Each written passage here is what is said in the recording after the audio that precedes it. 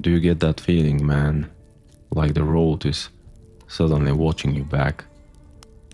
I'm not talking about the usual highway hypnosis or the white line fever we get after 18 hours behind the wheel. I mean a specific, bone deep realization that you've crossed a line you weren't supposed to see, let alone step over. My name's Arnold Miller. I've hauled freight from El Paso to the Canadian border for 15 years, and I thought I'd seen every shade of dark there is. But what happened last April in the backwoods of Maine, that changed how I look at the night. I was up there for a change of pace, honestly. Usually, I'm in the cab of a Peterbilt, but I'd taken a week off to drive my old '98 Bronco up the coast. See, when I'm not shifting gears, I'm a bit of a tech nerd. I build custom, liquid-cooled rigs for high-end gaming and data processing. I'd heard about this specialist shop near Bangor that had some vintage silicon and custom brass fittings I couldn't find anywhere else. And I figured, why not? A little spring road trip, some fresh air, and maybe a break from the Texas heat. The weather, though, had other plans. You think you know rain until you hit a Maine or Easter in the spring. It isn't just water falling from the sky, it's a physical weight, a grey curtain that turns the world into a smudge of charcoal and pine. By the time I hit the logging roads near the Penobscot River, the wind was screaming through the trees like it was looking for a way inside my skull. I remember thinking about an old 40 Times magazine I'd thumbed through at a truck stop a few months back. There was this article about the black dogs of the north, not the ghost stories from England, but something local. The shock of the woods, they called it. Legend says if you see it once, it's a warning. If you see it twice, it's a death sentence. I'd laughed it off at that time, tossed the mag in the sleeper berth, and forgot about it. Why would a Texas trucker care about some soggy campfire ghost? I was navigating a particularly nasty hairpin turn when the headlights caught something. My first thought was a moose. You hit a moose in a Bronco, and you're basically signing your own obituary. I slammed the brakes, the tires biting into a slick mud, and the truck skidded to a halt just inches from the shoulder. My heart was hammering against my ribs. It wasn't a moose. Standing right in the center of the high beams was a dog. But calling it a dog is like calling a hurricane a breeze. It was jet black, not fur black, but void in the universe black. It stood maybe 4 feet at the shoulder, its coat matted with rain, and its eyes, man, those eyes didn't reflect the light. They glowed with a dull, sickly yellow phosphorus from within. It didn't bark, it didn't growl, it just stood there, staring through the windshield, looking right at me. Not at the car, but at me. I felt this sudden, icy pressure in my ears, the way the air feels right before a lightning strike. And then, as quickly as I'd seen it, the thing just dissolved. It didn't run into the woods, it just stepped back into the shadows and became part of the dark again. I sat there for a long time, the engine idling, the wipers thumping a steady, hypnotic rhythm. My hands were shaking so hard I could barely grip the steering wheel. Was it the exhaustion? Was it the way the rain distorted the light? I tried to tell myself it was just a stray wolf or a large stray, but deep down, I knew the geometry of that thing was all wrong. I shifted back into drive, my foot hovering over the pedal. wondering if I should turn back. But the road behind me was already swallowed by the mist, and the only way out was forward. I kept driving for another 20 minutes, my eyes scanning the tree line so hard they started to ache. Every jagged stump looked like a haunch, every swaying branch looked like a tail. The road began to narrow, the asphalt giving way to gravel that crunched like bone under my tires. I needed to find a spot to pull over, but the forest felt like it was leaning in, the ancient pines interlocking their limbs above me to form a tunnel of needles and shadow. That's when I saw the flicker of a campfire through the trees. It wasn't a campsite though, it was a small, dilapidated general store with a single rusted gas pump out front. There was a beat-up Chevy Silverado parked near the porch, and a man was frantically trying to throw a tarp over some gear in the bed. I pulled in, the gravel spitting from my tires, and killed the engine. The silence that followed was heavy, not a quiet silence, but a pressurized one, like the world was holding its breath. The guy looked up, his face pale and etched with deep lines of worry. He looked like he'd been through a war. "You shouldn't be out here, friend," he called out, his voice cracking over the wind. He introduced himself as Elias, a local guide who'd been stuck out here when the storm turned wrong. I stepped out of the Bronco, keeping my hand near the heavy maglite I always carry, a habit from too many dark loading docks in Houston. "I saw something on the road," I told him, trying to keep my voice steady. "A dog, a big one." Elias froze, his hands gripping the edge of the truck bed until his knuckles turned white. "Did it look at you?" I nodded, and the color drained from what was left of his face. "That's the first sighting," he whispered, looking toward the dark wall of trees. "The harbinger. It marks the path." He reached into his cab and pulled out a weathered 12-gauge shotgun, his movements practiced and grim. "We need to get inside that store. Now." We didn't make it to the door before the sound started. It wasn't a howl or a bark, it was a rhythmic, heavy thud.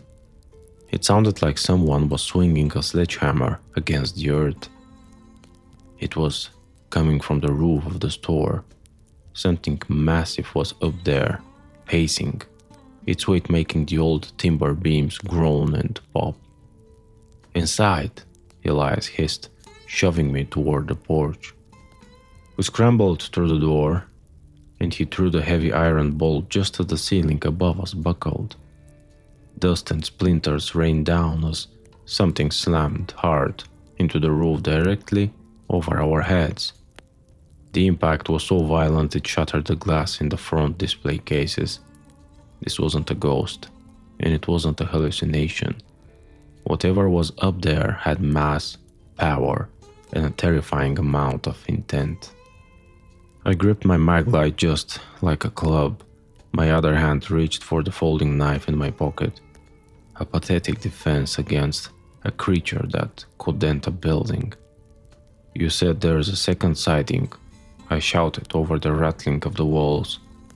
Elias was backing away from the center of the room, his eyes fixed on the ceiling. "The second sighting isn't just a look, Arnold," he said, his voice trembling. "The second sighting is the strike. It tests the boundaries. It wants to see if the prey can be broken." Suddenly, the slamming stopped. The silence returned, thicker than before. Then from the other side of the heavy oak door came a sound that made my blood turn to slush. It was a scratching, slow, deliberate, and high up, near the top of the frame. It sounded like metal claws dragging against wood, and And then a low vibrating hum began to resonate through the floorboards. A sound so low I felt it in my teeth more than I heard it in my ears. It was the black dog purring. The humming didn't stop. It grew into a physical vibration that made the canned goods on the shelves rattle like skeletal teeth. I looked at Elias, and for the first time I saw the true scale of the terror we were in. He wasn't just afraid, he was resigned. "It's measuring us," he whispered, his thumb white as he pressed it against the safety of the shotgun. "It senses the fear, Arnold. It feeds on the frequency of it." I spent my life around machines, around the hum of cooling fans and the steady pulse of electricity, and I realized then that this sound was an interference pattern. It was like the creature was putting out a signal that didn't belong in our world. I remembered my custom rigs back home, how a single bad component could crash the whole system. That's what this thing was, a glitch in reality, a black spot on the map of the living. Suddenly, the back window of the store exploded inward.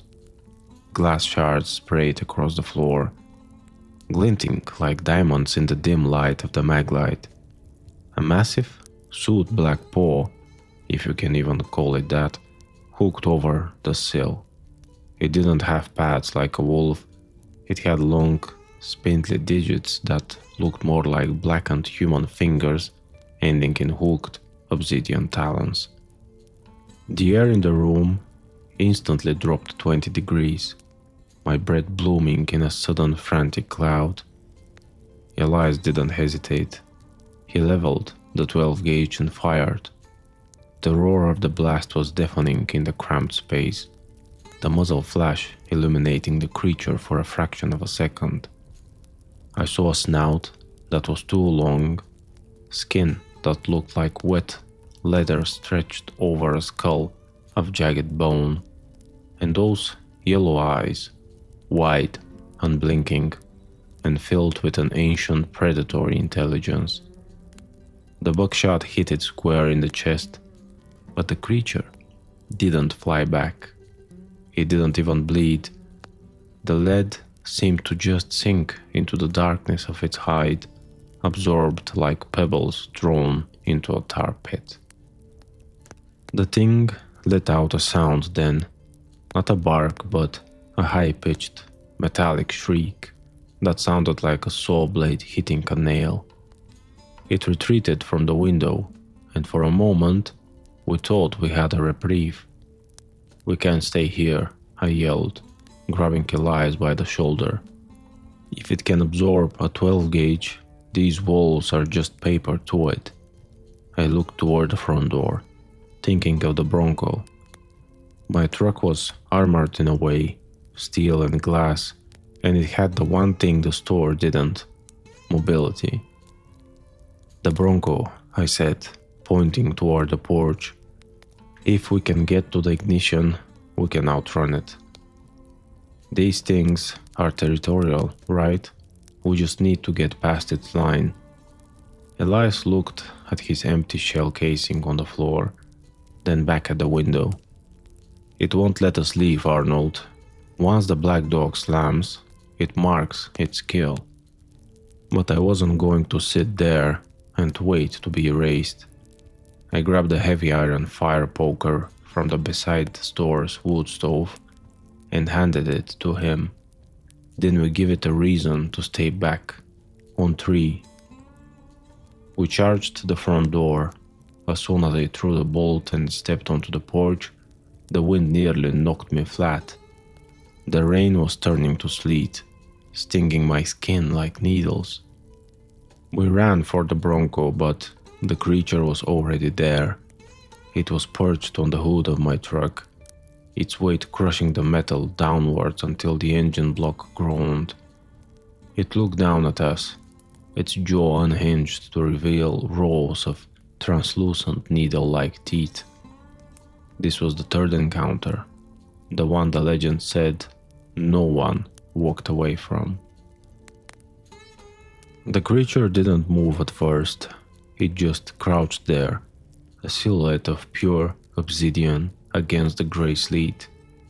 I could feel the heat radiating off the Bronco's engine, but the air around the dog was so cold it felt like a physical wall of ice. Elias raised his shotgun again, but I grabbed his arm. "Don't waste it," I yelled over the storm. "The lead isn't the key, it's the energy." My mind was racing, clicking through my knowledge of hardware like I was debugging a catastrophic system failure. In the backseat of my truck, I had a high-capacity lithium power station, something I used to test my custom rigs on the road. It was connected to a massive bank of capacitors I'd been working on for a liquid nitrogen cooling experiment. If this thing was a glitch, an interference pattern in reality, then I needed to hit it with a bigger signal. "Elias, keep it busy. Use the poker." I didn't wait for an answer. I dove for the driver's side door, but the creature lunged. It slammed its massive head into the roof of the cab, the steel crumpling like a soda can. I rolled onto the gravel, the sharp stones tearing at my palms, and scrambled toward the rear hatch. Elias was screaming now, swinging the iron poker with a desperate, wild fury. The black dog swiped at him, a lazy movement that sent him flying into the rusted gas pump. But it didn't follow up for the kill. It turned back to me, its yellow eyes narrowing as if it knew I was trying to change the rules of the game. I yanked the hatch open and grabbed the power station's heavy copper leads. My heart was a frantic drumbeat in my ears. I remembered that Fortean article, how the ancient myths mentioned these things were bound by the hum of the earth. I cranked the voltage output to the absolute maximum, bypassing the safety limiters I'd spent weeks soldering. The capacitors began to whine, a high-pitched scream that rose in frequency until it matched the creature's own resonance. The black dog froze, its head tilting in a hideously fluid motion. It didn't like the sound. It snarled a wet, tearing noise and sprang at me. "Now!" I roared, slamming the two copper leads together right as the beast entered the arc. A blinding flash of blue-white electricity erupted, a discharge so powerful it blew out every window in the general store and sent a jolt of static through my very marrow. There was no explosion, no gore, no body. There was only a sudden, violent vacuum, a pop in the air like a blown fuse, and then silence. The weight on the hood was gone, the freezing cold evaporated, replaced by the smell of ozone and wet pine. I collapsed against the bumper, my lungs burning, watching the blue sparks dance across the wet gravel where the creature had stood. It hadn't died, it had been short-circuited, pushed back into whatever dark fold of the world it crawled out of. I found Elias by the pump. He was bruised and shaking, but alive. We didn't talk. We didn't wait for the storm to pass. We piled into the dented Bronco, the engine turning over with a reluctant groan, and we drove. I didn't stop until I saw the sun breaking over the Atlantic horizon near Portland. I sold that Bronco a week later. I couldn't stand to look at the dent on the hood that was shaped exactly like a massive, three-toed paw. People ask me why I don't haul freight through the Northeast anymore, why I stick to the flat, sun-bleached highways of Texas. I just tell them I prefer the heat. But sometimes, when I'm building a new rig and the cooling fans hit a certain high-pitched whine, I freeze. I look at the shadow in the corner of my workshop, and I wonder. Because the legend says if you see it twice, it's a dead sentence. And I know, deep in my soul, that the second time I saw it wasn't the end of the count. It was just the beginning of the hunt.